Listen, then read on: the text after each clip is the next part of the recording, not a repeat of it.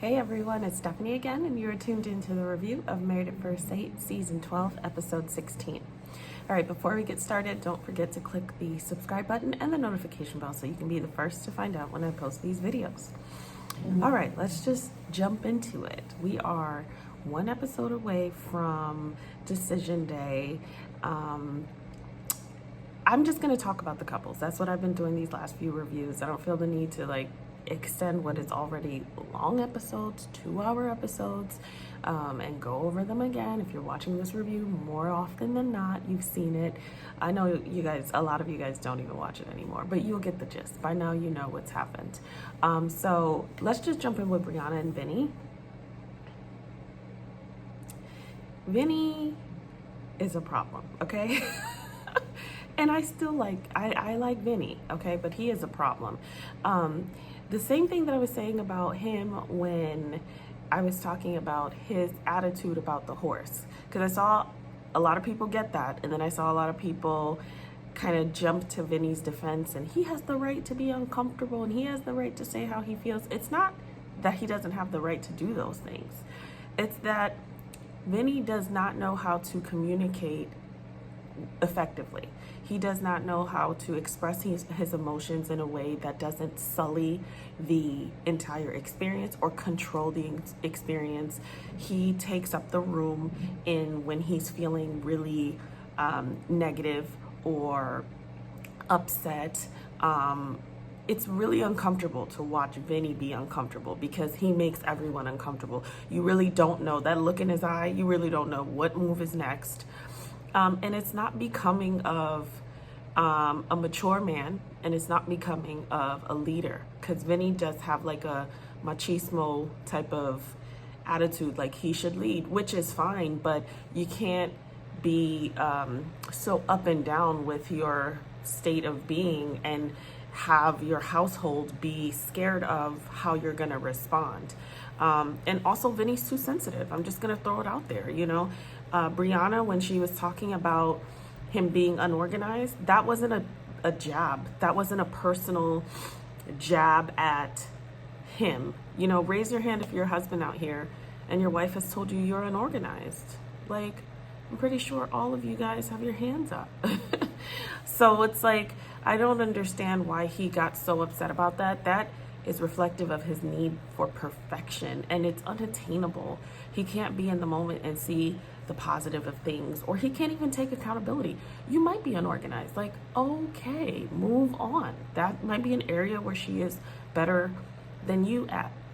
It'll serve you guys together if you relent to that. But him taking that so personally and then getting petty about it, well, the bossy thing at the wedding turned me off. He was intentionally trying to be hurtful. I say it every week. Briana has her issues. We know that. We've talked about it. But where we thought Briana was going to be the problematic party of this, couple, it's Vinny. She, to me, there's areas where she has not been as compromising, the flexibility, but her attitude has been better, and her attitude is not one that you're afraid of, and it leads them to be able to explore. The waking up thing is annoying. She's not being flexible about that. She has her issues, but Vinny, to me, he's petty because he didn't like what he heard, because he has to hear everything has to be perfect, everything has to be a positive, and if there's one inkling of an area of improvement for him, he doesn't know what to do with that. And instead of saying yeah, I am unorganized, or I'm organized about the things I care about, that might not be the things you care about. He just took it and decided to kind of throw a jab, and it was petty. I also think that Vinny is not as financially stable as he might be now, or he presents to be.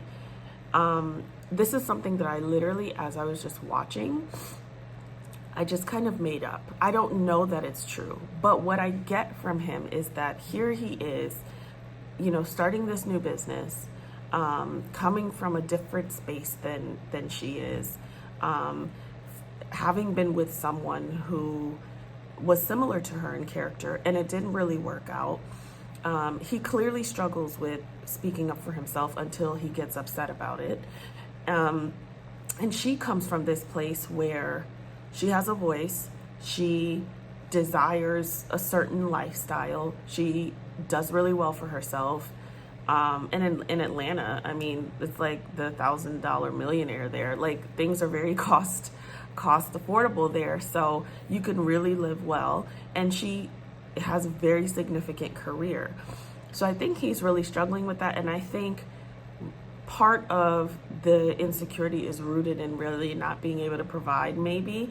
Because I think of Chris, who's such a scumbag, but Chris led with money, and I don't know that Chris's finances are as accurate as he says, but at some point he probably had money, and unfortunately he used it as a tool to control and to tear down, not necessarily, okay, I'm financially stable, let me do these things, or let me lead in a way that's more setting a good foundation.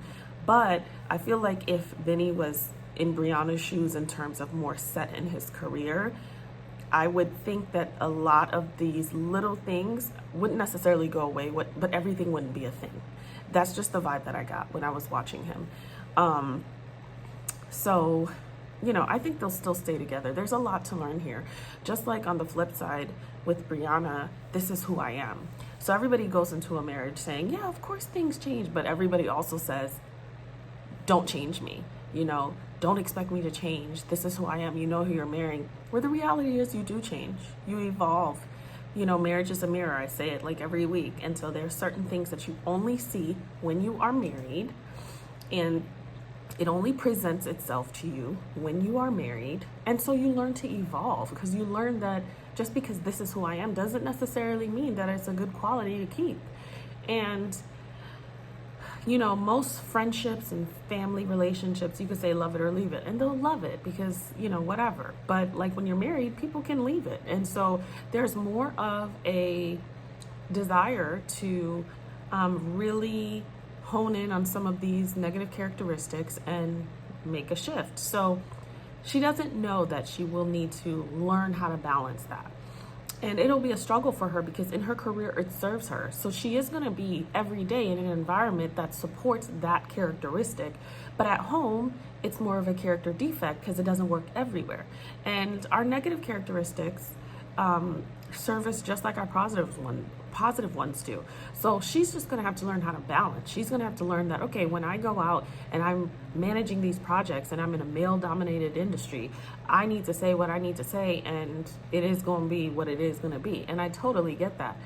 Where that's not going to work is at home. You're going to have to be a variation of yourself at home that is different. And she will learn that there is a different side of her. The side of her that at the beginning of this process said, I just want to come home and unwind and drink wine with someone and be doted on. She's going to learn to evolve that side of her, and she's going to know what works for her husband and what doesn't, just like he's going to know what works for her and what doesn't. I definitely think it wasn't great advice from her mom to say, I don't know if mom is single, but mom showed single because she told her, well, if he can't get with it, then that's not, that's not going to work, and you're not going to change because that's who you are. I don't think that's great advice. That is an aspect of who you are. You are multifaceted. People are multifaceted. Therefore, there are various aspects of who we are. There are areas that we can all improve in, and there are areas that are very successful, of our characteristics that are very successful in one area, don't necessarily work in another. Think about the difference in when you talk to children. You're talking to an adult, direct, at least for me, direct. My patience isn't as long. I'm more cerebral. The moment I'm with my son or children, nieces and nephews, my voice changes, my tone, my patience increases. It's very different because that direct, no nonsense, let's get to it, meat and potatoes type of girl, that doesn't work in this area with these people. So she will learn, and her mom should have said that, that is an area of you that needs to learn how to balance that.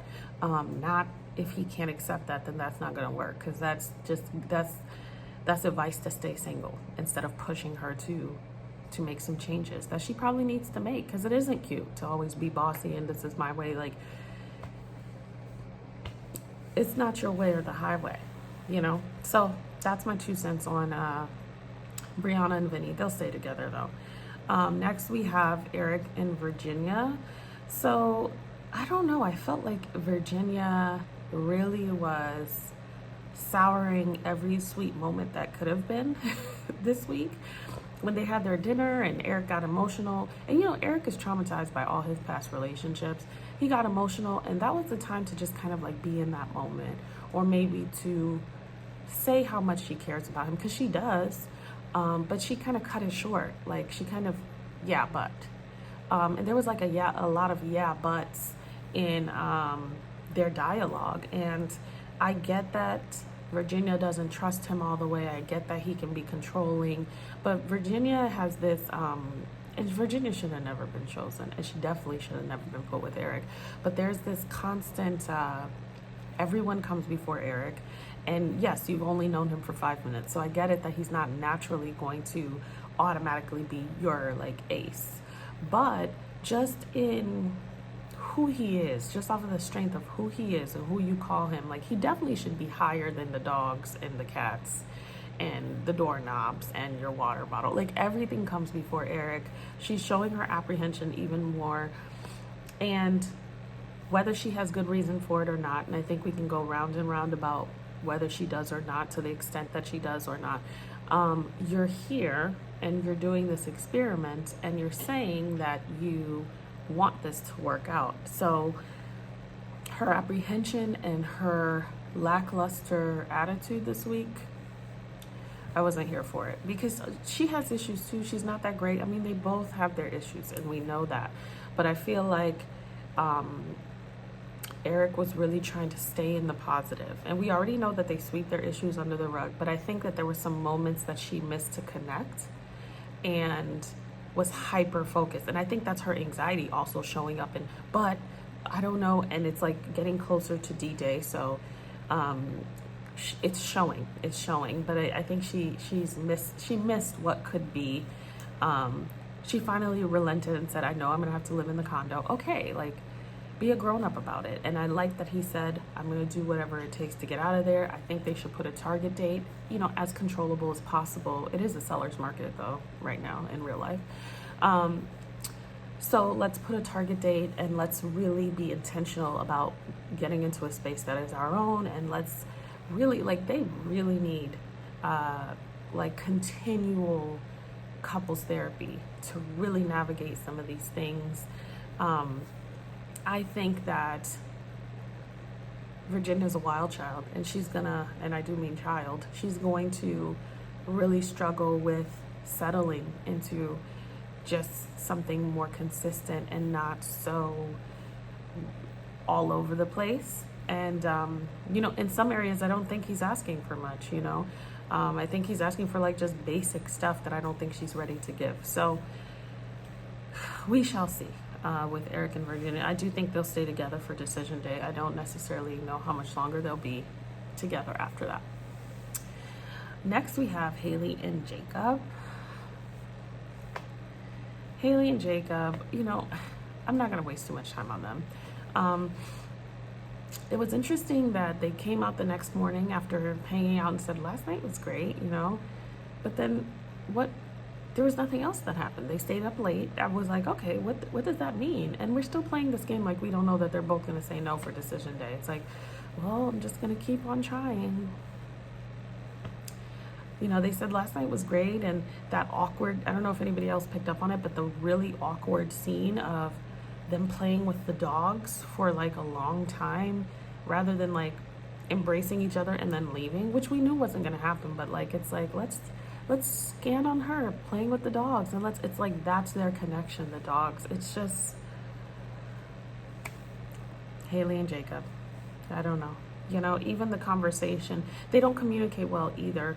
Even the conversation of how he left the way he did, and when he was talking about it, and you know, he was worried about the dogs, and she said, oh, I understood that, but she said, but he didn't say anything. And I mean, that could have been a great opportunity to say, oh, I was worried because you didn't say anything. Like, I wish you would have said something because I was looking for you. Maybe that would have been a hint of like, I give a damn, but she doesn't. And I think he's checked out too. He already knows. I do feel like if she would give anything, he would eat it up with a spoon, because his biological clock is ticking. Like, he is ready to settle down and ready to have a family. He's at that age and at that stage. So, but they're not right for each other. So they won't stay together. They probably shouldn't. That is Haley and Jacob. Last we have Ryan and Clara. So Ryan and Clara continue to give me pause because I can't read them. I do think, every week I've gone back and forth about them. I do think that they may stay together simply off of the fact that I feel like there's just some information that we don't know. Like I almost feel like sometimes watching Ryan and Clara, I'm watching for nonverbal cues more than anything because I don't really care about what they're saying at this point. It's not genuine. It's not I won't say it's not genuine, but we're not getting the whole story. Like they are even saying the same words, the same phrases, and we've seen her get upset with the girls talking about issues with him, and then in the next scene she's supporting him. So it's like, okay, let me just see what's not being said. That's what I'm trained to do in real life. Like, hear what's not being said, see what's not being shown. I think they have the potential to stay together. I do think that they have some foundational issues that don't create the sustaining of a long-term relationship unless they get on the same page or unless they really dive in. Like when she said she went to, I think, a Bible camp or something, I can't recall at this point, and then she never went back to church again. What happened there? Is there trauma there? What happened? You were raised in the church and you're no longer there. What occurred? Like, they're missing points to get in deeper and really get to know each other on TV. I don't know if it's happening behind the screens. It might be. I think that Claire is not necessarily Ryan's type if I would put them with people, but they seem to be getting along great, and they continue to confirm on camera that this was the best match that they could have had and the best experience. I do think that they have a genuine affinity for each other. I don't know if that affinity will lead to a long-lasting marriage or a forever marriage. So I'm partially in the dark with Ryan and Clara at this point. I really don't know. I mean, watching this episode, I thought, yeah, they could probably stay together. Last week I didn't think that. The week before I didn't. So we'll see. We shall see. But anyways, thank you guys for watching. As always, don't forget to subscribe, comment, and share. And I will see you guys next week. Everyone have a wonderful weekend.